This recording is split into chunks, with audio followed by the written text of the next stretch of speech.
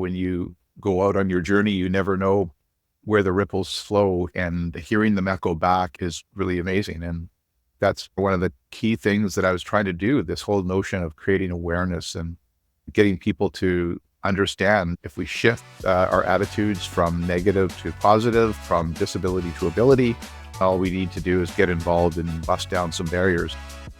This episode of the Don't Change Much podcast features a conversation with Canadian icon Rick Hansen, the 6-time Paralympic medalist, known as the Man in Motion, for his epic 26-month, 40,000-kilometer journey around the world in his wheelchair.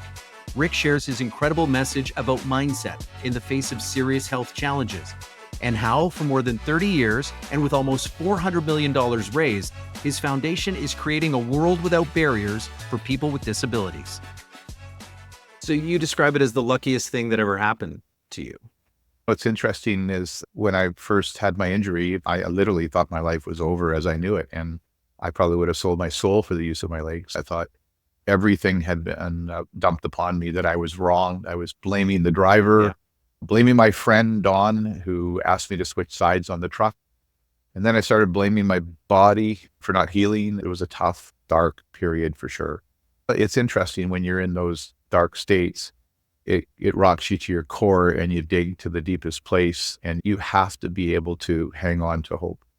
For me, it was, okay, one more day. I think I can will myself to heal. I'm going to give it everything I can, and then another day. And then the next thing, you start looking at the helplessness of the situation. You're ready to give up again. And then you think, okay, what can I do? And we focus on what you can do. Ask the physio to strap some rubber bands on the side of the bed that I'd been trapped in for 2 months, and start exercising the arms because they still worked, and looking out the window for your 60th birthday for the first time and celebrating that as a victory because you sat up for the first time in 2 months. And that was a goal you set. So that teacher just changed your perspective, and that obviously light bulb goes on. Your mental health perspective just entirely changed on a dime? All of a sudden, I realized where my biggest burden was. It was the maxim that I had set in my mind about what life was supposed to be like. I had to do that systematically by accident, by random hurdles and barriers. I had to do that in the context of even seeing the wheelchair not as a symbol of disability, but as a vehicle for my mobility. I had to see that in terms of my earlier views that to be a strong person, you had to be completely independent. Of course, I needed to be interdependent in order to be strong. And an athlete, you had to use your legs?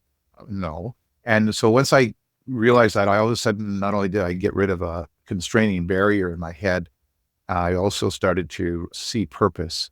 And purpose in life is so important. And I recognized I could still do the things that I love to do. And I just had to do it a little differently. And I asked him to tell me more. As luck would have it, I was introduced to one of the biggest change makers in my life, a peer counselor from the Paraplegic Association, who I thought was wheeling into my life to offer emotional support or even physical support for how to live with a disability and how to get funds for going to university. His big agenda was to recruit me because he was also the manager of the Vancouver Cable Cars wheelchair basketball team. And his name was Stan Strong. And that guy just completely shifted everything, because now I was able to translate what my coach was telling me into something tangible. And now I was able to get engaged. The Rock has a quote. He says, it's day one or one day. So you can dream about it or you can do it today. We call it the Don't Change Much podcast for a reason, because it is baby steps. As long as you're steering in the right direction, you're going to get to the right place, and it doesn't matter. What little changes are you still doing for yourself to make things better? Yeah, the first thing is if you're not healthy in your mindset, in your spirit, and in your body, it's very difficult to be able to represent yourself in the other roles you wish, whether it's a husband in a 37-year marriage, or whether it's a father or a grandfather. You need to have that health commitment. And what I've learned is, in the old days, health was like a byproduct of my athletics. And so I took it for granted. And to be honest, I went to the bank with it a lot over the years. And then as I moved into my 40s and 50s, I started to see the flaws in that and feel the vibration in my body and sometimes in my mind and spirit. And to make it a priority, you have to commit to some level of exercise every day. You have to commit to be mindful about your attitude and your approach to life.